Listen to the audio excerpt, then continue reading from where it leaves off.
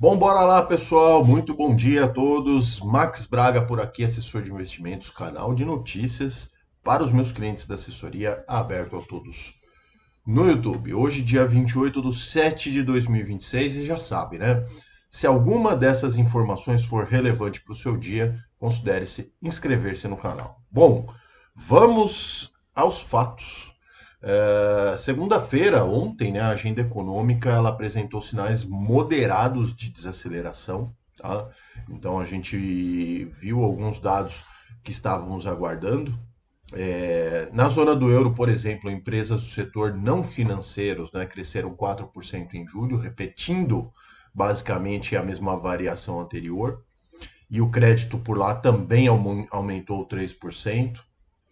E isso ficou abaixo da projeção, por exemplo. Então, segue o mercado lá na zona do euro tentando uma recuperação, mas ainda com a parte de crédito um pouco deficitária, evidentemente por conta dos juros também, né, que estão bastante altos para a região europeia.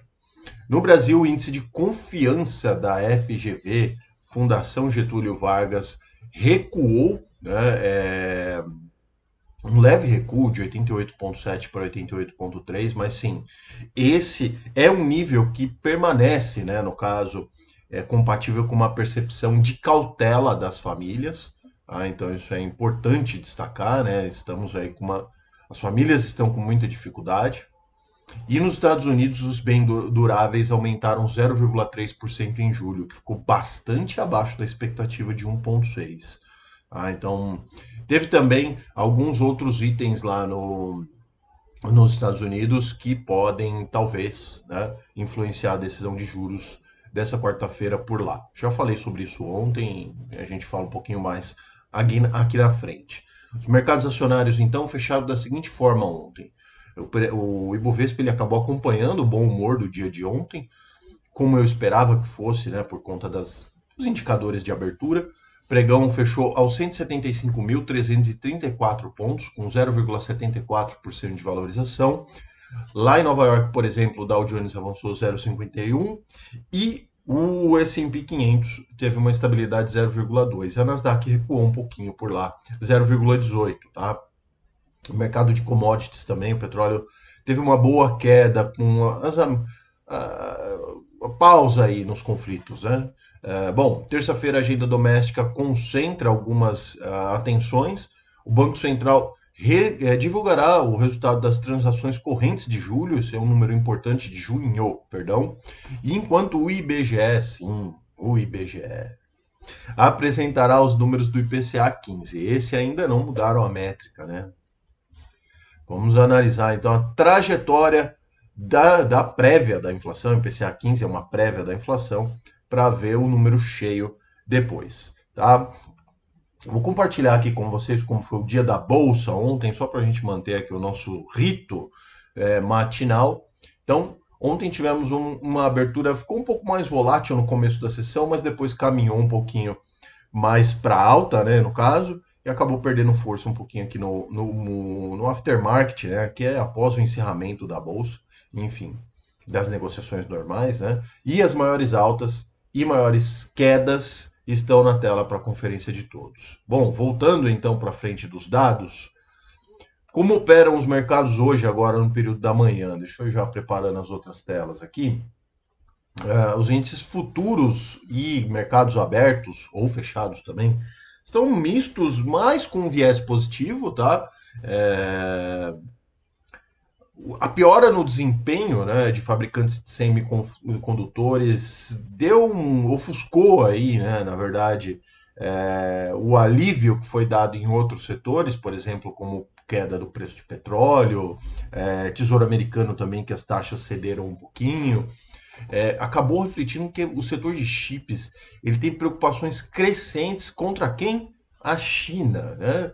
Que vem aí fabricando, começando a iniciar a produção de máquinas, e produção em massa, né? De máquinas de litografia ultravioleta, que é que faz ali os wafers, né? Que consegue imprimir esses chips.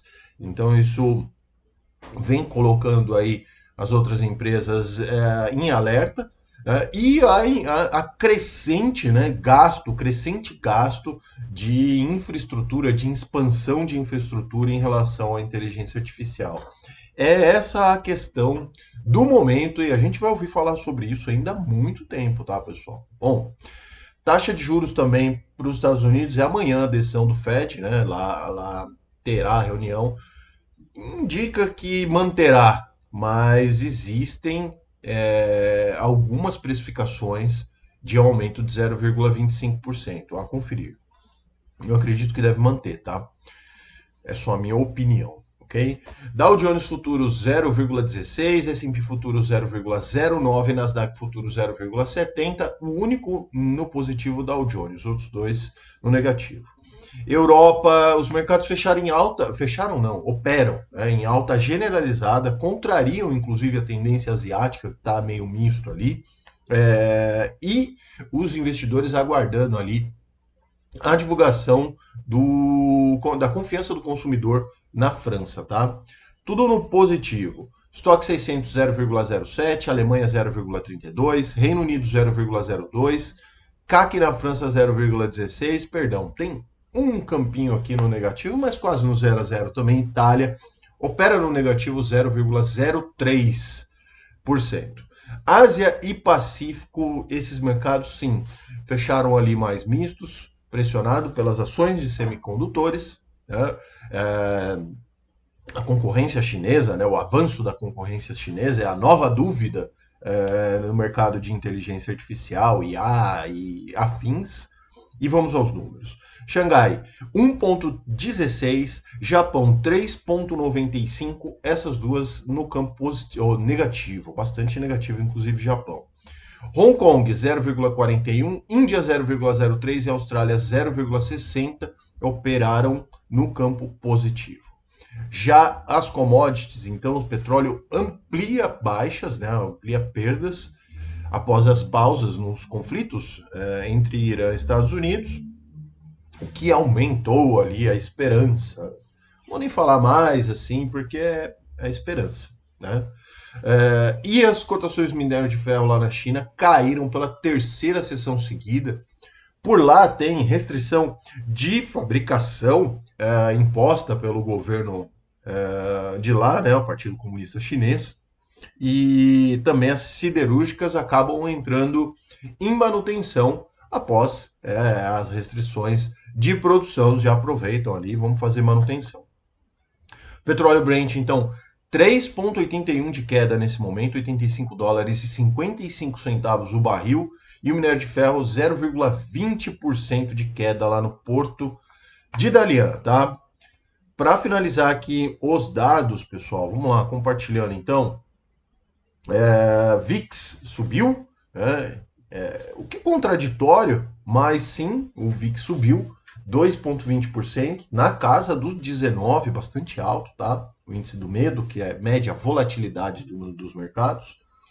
O Bitcoin opera em queda agora de 2,64% aos 63.379 dólares a unidade. O dólar se valorizou ontem, né? Era esperado, mas foi uma valorização até maior.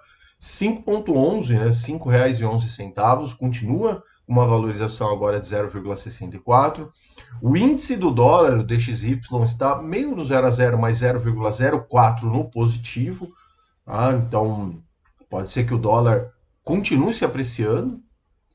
E o EWZ, que é a bolsa brasileira representada por um ETF nos Estados Unidos, ela fechou ontem com 0,39 de alta ao final do pregão de lá. Então, sim, pode significar mais uma abertura um pouco melhor aqui para nossas bolsas, tá? Esse era o vídeo de hoje, então, pessoal. Espero que tenham gostado. Claro, como sempre, peço aqui para vocês, se inscrevam no canal. Muita gente assiste os vídeos e não é inscrito. Então, se inscrevam aqui no canal, que isso é bastante importante, até para sempre, né, trazer mais pessoas para essas informações. E se você quiser falar comigo, entender um pouquinho mais como é o meu trabalho de assessoria financeira, você encontra o meu e-mail particular, não de trabalho, na descrição do canal, tá bom? Forte abraço a todos, nos vemos amanhã aqui no Morning Call, bons negócios. Tchau.